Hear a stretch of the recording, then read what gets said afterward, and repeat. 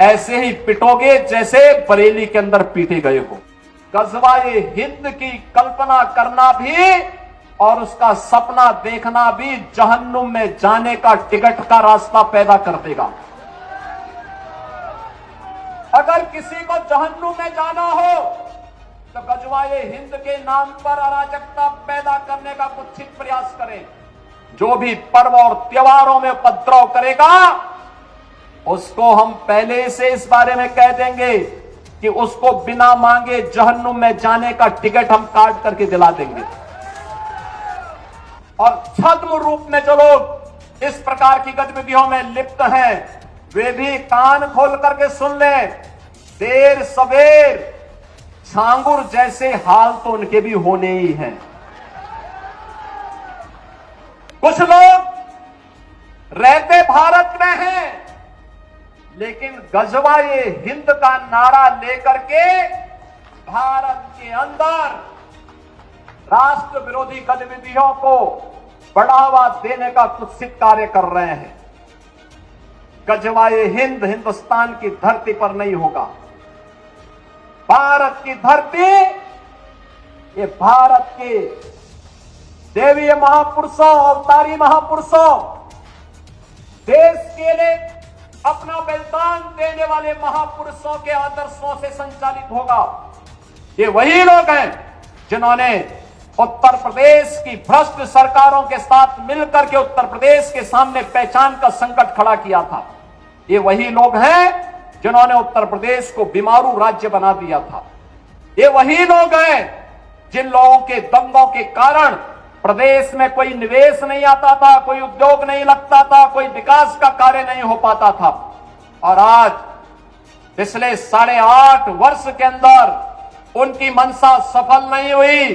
अब नए नए तौर तरीके अपनाने का कार्य कर रहे हैं। कुछ लोगों को शांति और विकास अच्छा नहीं लगता, लातों के भूत बातों से नहीं मानते। इनको लगता है जैसे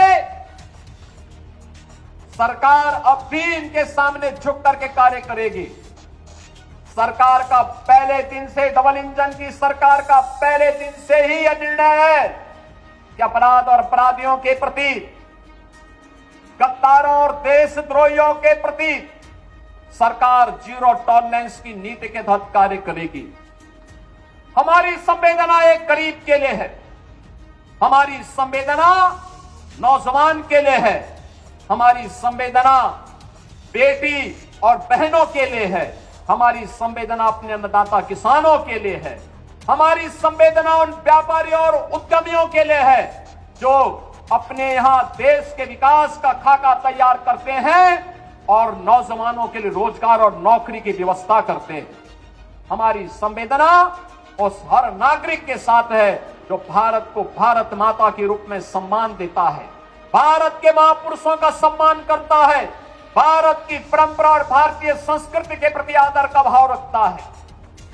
इन मूर्खों को यह भी नहीं पता कि आस्था के प्रतीकों को प्यार नहीं सम्मान दिया जाता है। सम्मान और आस्था चौराहे पर प्रदर्शन करने की वस्तु नहीं, आस्था अंतःकरण का विषय होता है, अंतःकरण का विषय होता है।